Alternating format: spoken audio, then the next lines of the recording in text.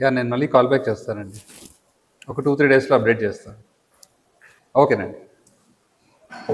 Hi Kishore, ఎలా ఉన్నావు? Sir బాగున్నాను సార్. ఏం చేస్తున్నావు ఇప్పుడు?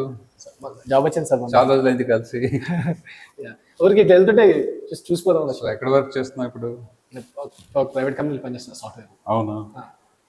సో ఎన్ని నెలల నుంచి చేస్తున్నావు? 6 months అవుతుంది సార్. అవునా? సాలరీ బాగానే వచ్చి ఉంటుంది ఇప్పటికి? పర్లేదు, ఏదో వస్తుంది, మంచిగా వస్తుంది. అవునా?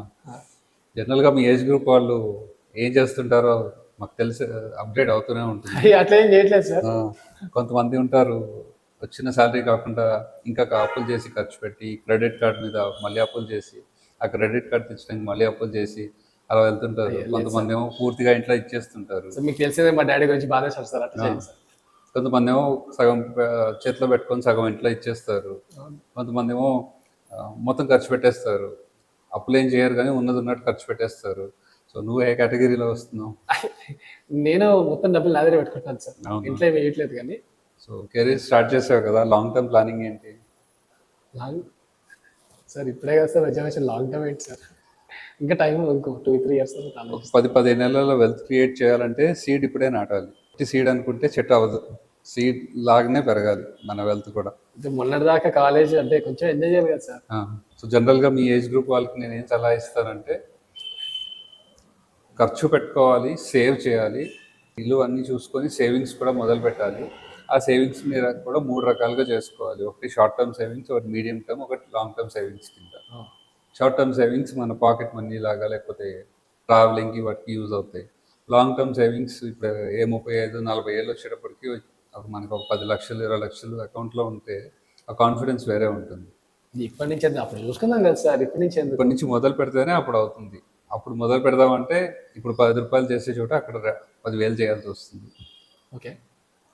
జనరల్గా మీ ఏజ్ గ్రూప్ వాళ్ళు చేసే మెయిన్ మిస్టేక్ ఏంటంటే, అన్ప్లాన్డ్గా చేసి ఏదర్ అమౌంట్ అకౌంట్లో అన్నా పెట్టేసుకుంటారు, లేకపోతే ఖర్చు అన్నా చేసేస్తారు. లాంగ్ టర్మ్ ప్లానింగ్ అసలు చేయరు. ఇప్పుడు ఏం చేద్దాం సార్? ఓకే, నా శాలరీ 100 రూపీస్ అనుకుందాం, ఏం చేద్దాం సార్? సో 100 రూపాయల్లో ఖర్చులకు పోను 30-40 రూపాయలు మిగిలితే దాన్ని మూడు పార్ట్స్ కింద డివైడ్ చేయాలి ఫస్ట్.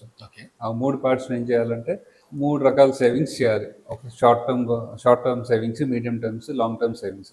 షార్ట్ టర్మ్ ఏమవుతుందంటే మన చేతి ఖర్చులకి, లేకపోతే ఎమర్జెన్సీ వాటికి, లేకపోతే ఒక వెహికల్ కొనుక్కోవాలి, డౌన్ పేమెంట్ చేసుకోవాలి, లేకపోతే చిన్న అప్గ్రేడ్స్కి ఒక మొబైల్ కొనుక్కోవాలి. వాటి కోసం లాంగ్ టర్మ్ సేవింగ్స్ని ముట్టుకోకూడదు. కంట్రోల్డ్గా ఆ పోర్షన్లోనే మనం వాడతాం.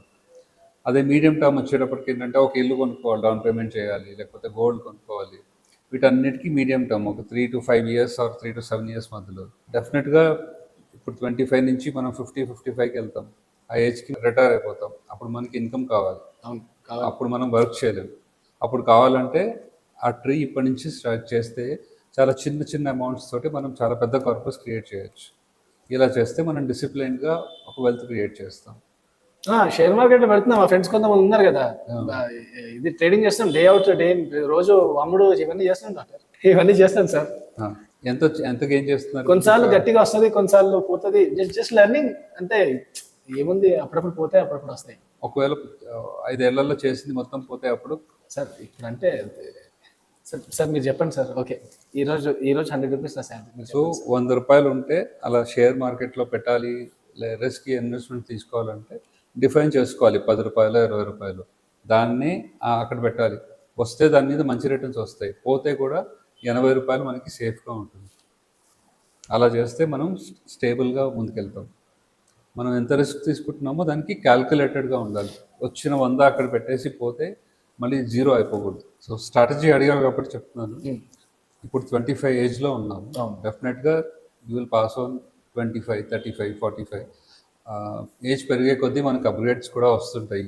మనకు మ్యారేజ్ అవుతుంది, కిడ్స్ వస్తారు, ఇప్పుడే సంబంధాలు చూస్తాం, ఇల్లు కొనుక్కుంటాము, పిల్లల ఎడ్యుకేషన్ స్టార్ట్ అవుతుంది, పిల్లల హైయర్ ఎడ్యుకేషన్ స్టార్ట్ అవుతుంది. ఇదంతా అయిపోయేటప్పటికి టక్కున రిటైర్మెంట్ ఏజ్ వచ్చేస్తుంది. ఇవన్నీ చాలా షార్ట్ టర్మ్లో అయిపోతాయి. అందుకని వాటి కోసం ప్లానింగ్ ఇప్పటి నుంచే చేసుకుంటే ఆ టైంలో స్ట్రెస్ లెవెల్స్ ఉండవు. ఆ టైంలో మొదలు పెడితే మన ఎనర్జీ లెవెల్స్కి అంత ఎర్నింగ్ చేసుకోలేము. మనం 30 ఏళ్ళు 40 ఏళ్ళ నుంచి స్టార్ట్ చేస్తే మనం చేసే 20,000 అదే ఇప్పుడే స్టార్ట్ చేస్తే 2,000 నుంచి అయిపోతుంది. సో లైఫ్ సైకిల్ మనం ఇప్పటి నుంచే ప్లాన్ చేసుకుంటే ప్రతిదీ స్ట్రక్చర్డ్గా అయిపోతుంది. లేకపోతే ప్రతి గోల్కి మనం డబ్బుల కోసం వెతుకుతూ ఉండాలి. అది అప్పుల మీద అప్పులు పెరుగుతూనే ఉంటాయి. So by the time we are 65 years వచ్చేటప్పటికి గోల్స్ ఎట్లాగో అట్లా మేనేజ్ చేస్తాం, కానీ కొండంత అప్పు మనకి పెరిగిపోతుంది. అది కాకుండా మనం ఇప్పటి నుంచే ప్లాన్ చేస్తే ఈ గోల్స్ అన్నీ సెక్యూర్డ్గా ఉంటాయి, దాంతోపాటు వెల్త్ క్రియేట్ అవుతుంది, మనం నెక్స్ట్ రిటైర్మెంట్ లైఫ్ హ్యాపీగా లీడ్ చేయొచ్చు. దానికి early planning is the only solution. ఏం చేద్దాం సార్ చెప్పండి. ఫస్ట్ థింగ్, ఒక పేపర్ తీసుకొని ఎంత ఇన్కమ్ వస్తుంది, ఖర్చులు ఏంటి, ఆ ఖర్చుల్లో ఎంత ఖర్చు అవసరము, ఎంత ఖర్చు అన్ప్లానింగ్గా చేస్తున్నాము రాసుకుంటే మిగిలేది మనకు తెలుస్తుంది. ఆ మిగిలేది మన లైఫ్ జర్నీకి ఎలా సేవ్ చేయాలో ప్లాన్ చేసుకుంటే ఒకరోజు కూర్చున్నప్పుడు నిదానంగా మాట్లాడుకోవచ్చు. లేదు అనుకుంటే లైఫ్ అంతా డెట్స్ లోపలే రొటేషన్ అవుతూ ఉంటుంది. ఇలా నేను చాలా మందిని చూశాను. అందుకే నేను ఎర్లీగా ఈ ఏజ్ గ్రూప్ వాళ్ళకి ఎర్లీ సేవింగ్స్ ఎందుకు రికమెండ్ చేస్తున్నానంటే తెలియకుండానే అప్పుల్లోకి వెళ్ళిపోతారు. సార్ ఎగ్జాక్ట్గా ప్లాన్ చేద్దాం సార్.